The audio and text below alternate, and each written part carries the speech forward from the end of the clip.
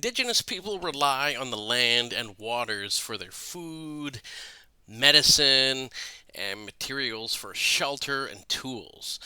The James Bay Cree have inhabited the lands and utilized the waters flowing into the eastern coast of James Bay and lower Hudson's Bay for thousands of years.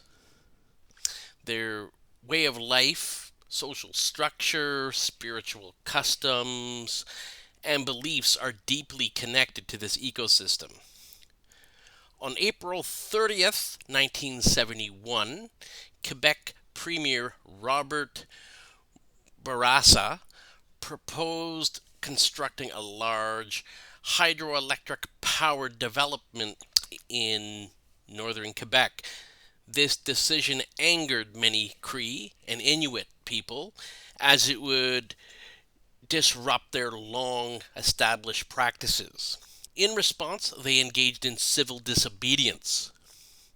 For Indigenous people, civil disobedience has historically been a powerful tool for protecting sacred lands and challenging unjust policies put in place by governments. Also, raising awareness through media, public speaking, and in modern times, social media to garner public support and put pressure on governments or corporations.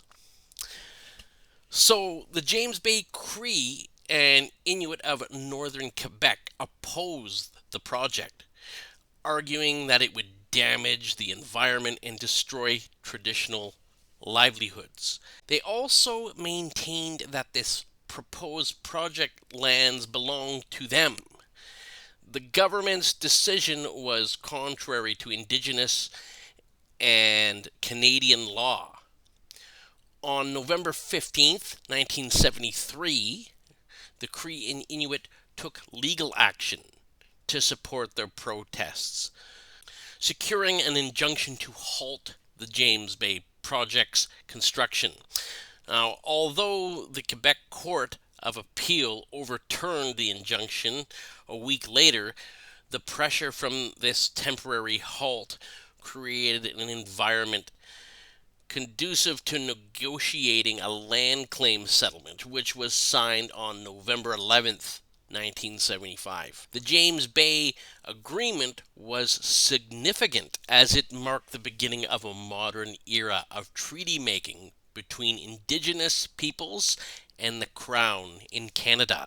Indigenous peoples generally did not have a concept of land ownership that would have included authority to transfer absolute title to the Crown. The Cree and Inuit communities often felt that Quebec and federal governments were slow or reluctant to fulfill their commitments, leading to disputes over funding, land rights, and the protection of traditional hunting and fishing areas.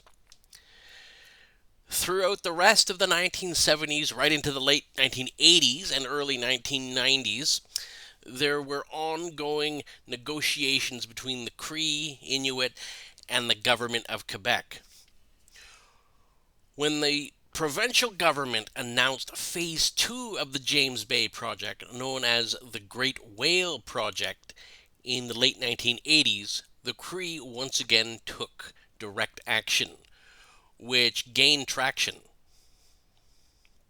In 1992, as a result of the ongoing protests, a major potential recipient of the project's power, New York State, canceled its hydroelectric contract with Quebec. This was a significant blow to the Quebec government, resulting in a major loss of future revenue and damaging its political reputation.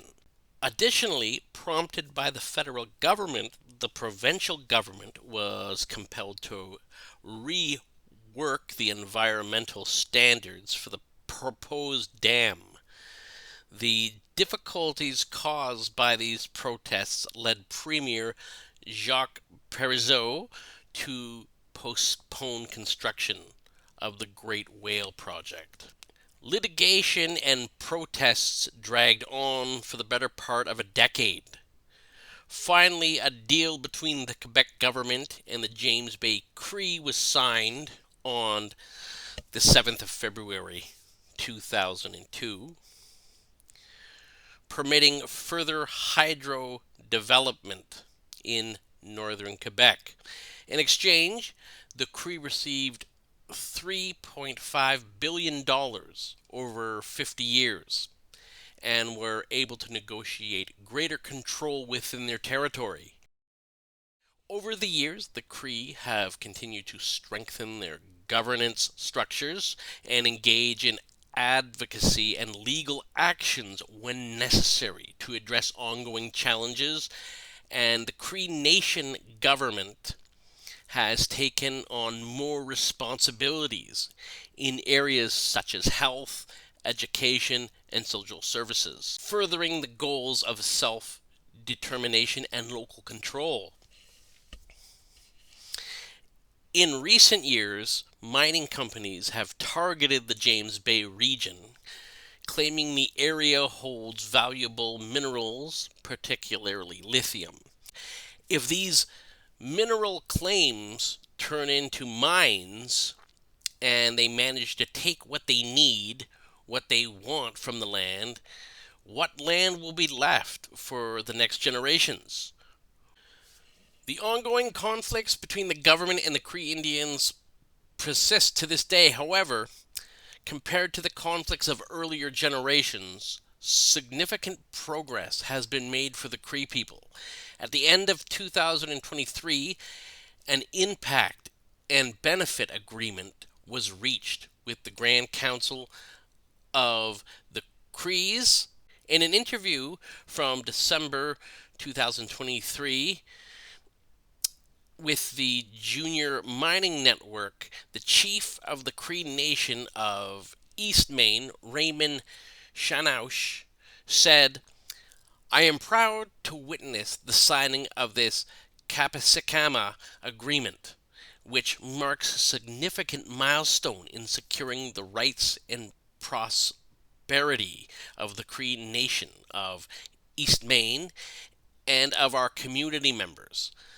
The Kapasakama agreement reflects our determination to protect our lands, culture, and future generations while building meaningful and sustainable partnerships respectful of heritage and values."